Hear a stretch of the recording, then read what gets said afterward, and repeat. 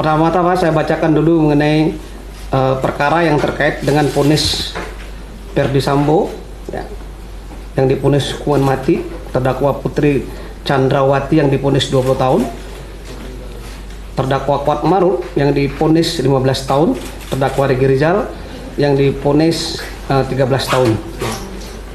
Adapun yang kami sampaikan hal-hal yang terkait dengan ini adalah pertama, Kejaksaan Agung sebagaimana saya sampaikan sebelumnya dalam rilis, yaitu mengapresiasi putusan yang dijatuhkan oleh majelis hakim terhadap para terdakwa dan membuktikan pasal 340 KUHP junto pasal 55 ayat 1 ke 1 KUHP, yaitu pasal primer pembunuhan berencana sebagaimana surat dakwaan dari penuntut umum. Yang kedua, bahwa seluruh fakta hukum dan pertimbangan hukum yang disampaikan dalam surat tuntutan penuntut umum telah diakomodir dalam surat putusan Pengadilan Negeri Jakarta Selatan. Yang ketiga, penuntut umum berhasil meyakinkan majelis hakim untuk membuktikan pasal primer dalam perkara aku. Terhadap perkara tersebut, penuntut umum menyatakan sikap, yaitu untuk mempelajari lebih lanjut perkara tersebut, menunggu upaya hukum yang dilakukan oleh terdakwa dan penasihat hukumnya. Untuk yang Richard Eliezer nanti akan disampaikan oleh Bapak Jamitum. Terkait dengan putusan terhadap Richard Eliezer Pudihang Lumiu, Kejaksaan Agung Republik Indonesia melalui pemikiran yang mendalam dari mulai jaksa penuntut umum sampai kepada pimpinan Kejaksaan Republik Indonesia mengambil sikap. Sikap ini penting, bahwa dalam proses pemberian keadilan itu harus diberikan dengan pertimbangan-pertimbangan hukum yang kuat. Saya melihat bahwa hakim menjatuhkan 1 tahun 6 bulan tentu dengan pertimbangan hukum yang cukup kuat juga. Namun sisi kami banding atau tidak banding, ini saya beri penjelasan pada saudara-saudara sekalian. Di pasal 234 KUHP bab 17 KUHP disebutkan penuntut umum ataupun terdakwa berhak untuk mengajukan upaya hukum. Jelas di situ disebutkan. Artinya putusan hakim bisa tidak diterima oleh terdakwa, bisa tidak diterima oleh jaksa. Karena dalam menilai satu putusan itu punya sisi masing-masing.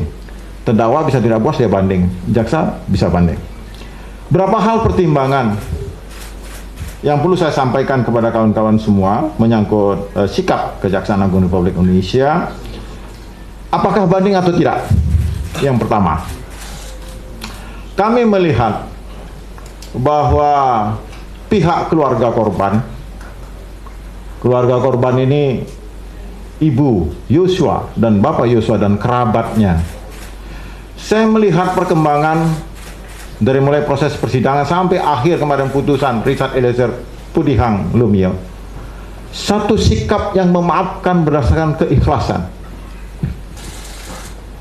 Dalam hukum manapun, hukum nasional kita maupun hukum agama, termasuk hukum adat, kata maaf itu adalah yang tertinggi dalam putusan hukum. Berarti ada keikhlasan daripada orang tuanya. Dan itu terlihat dari ekspresi menangis, bersyukur diputus hakim seperti itu. Jaksa sebagai representasi daripada korban. Kami mewakili korban dan negara dan masyarakat. Melihat perkembangan seperti itu, kami salah satu pertimbangannya adalah untuk tidak melakukan upaya hukum banding dalam perkara ini. Karena bagi kami sudah terwujud keadilan substantif, keadilan yang dirasakan oleh korban maupun masyarakat melalui berbagai pemberitaan yang kami terima dan kami respon.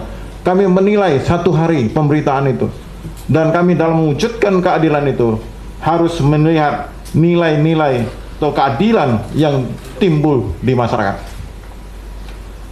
Kawan-kawan sekalian, di samping itu Juga saya melihat